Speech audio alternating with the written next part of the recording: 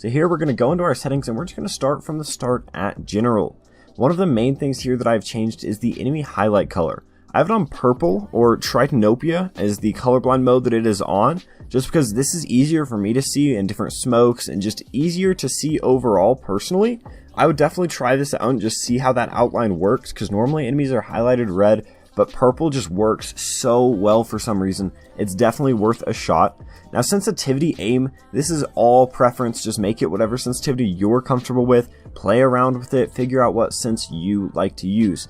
Scope sensitivity multiplier, I would leave this one because you don't want these two to be any different. When you're scoped, you want it to be the same sensitivity. That way you are moving at about the same speed and you know that muscle memory is going to be building correctly. Invert mouse obviously off, and then cycle to next / previous weapon wraps inventory. This is defaulted to off, but this is very useful to be on for a couple of reasons. First off, if this is off, you're not able to go from your knife to your pistol, but from the opposite way, if that makes sense. So let me try and explain this a little better to you all. If you have your knife out and you scroll down, at least for me, it's going to bring me to my main weapon. But if this is off, it is not going to bring me to my main weapon. It is actually going to bring me to nothing. It's going to leave it on the knife because it's not going to wrap through the inventory. So in order to combat this, to counteract this, you need to just turn this on and then you're able to scroll through your entire inventory with this setting.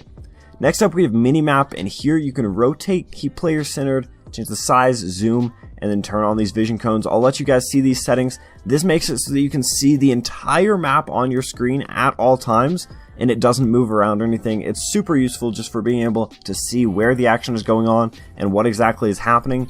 And then these vision cones also help a lot with being able to see what angles your teammates are watching. Show map region names, I have it on always. This doesn't really affect me much. You can turn it on by phase or never. That just kind of shows up on the side of your screen and you're just able to see where you are on the map. All of these I remain off. A lot of these are pretty important to keep on. Blood helps you see where enemies are. Instability indicators, not a huge deal. Bullet tracers are huge. So just I would leave all of these personally on. Controls, I have all of the default movement options, all of the default equipment options, except for one thing. I have hold to aim down sights because personally I think it is much better. For the operator zoom, I have it on toggle, and then auto enter rescope I have off right now.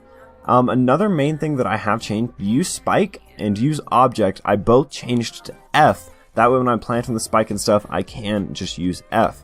With my abilities, I have my ability 1 on E, and then this here, the 2 and 3, they aren't actually on / and N. That's just what my 2 mouse buttons are bind to. So I have 2 buttons on the side of my mouse where my thumb rests, and I'm able to just click those for my 2 abilities. My ultimate stays on X.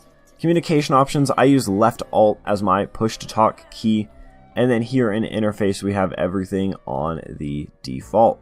So next up, we're going to head on over to the crosshair here. We have a white, very small, minimalistic crosshair look. Our outlines are on and the opacity is at 0.9, the thickness is at 1, and we have our center dot off. I do have fade crosshair with firing error on just because I like the way that it looks.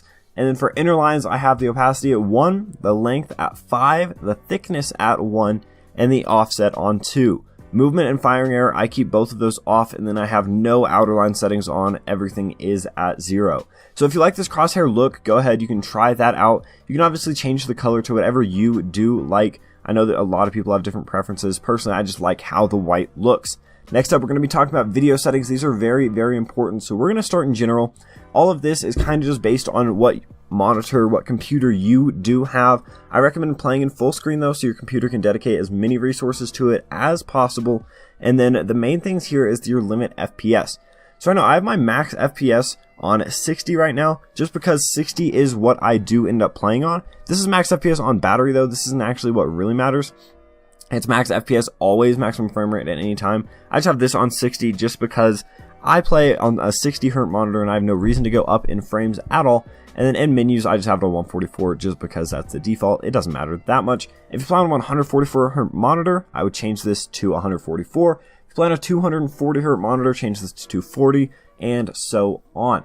For graphics quality here, I have everything turned down to low and off, except for improved clarity and shadows. I personally love the way that the game looks like this. It's way easier to see in a lot of different situations, and it's just a super useful thing to have those frames, and I never have to worry about my frames dropping. So these are the settings that I use to be able to have good looking gameplay but also get those frames.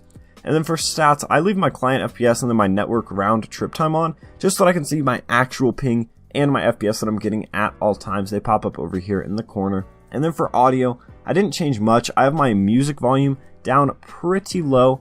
And then for other, we have voice over volume, which is also down a good bit. Voice chat, I haven't changed many settings here except for the push to talk key. And then voice over, I haven't changed many of these, but I've thought about it. So let me know down in the comment section down below if you think we should be turning off these voice over volumes so that we don't hear these character callouts. I don't know, I haven't been that distracted by them, but I feel like they definitely could get distracting at some point. So let me know what you all think about that down in the comment section.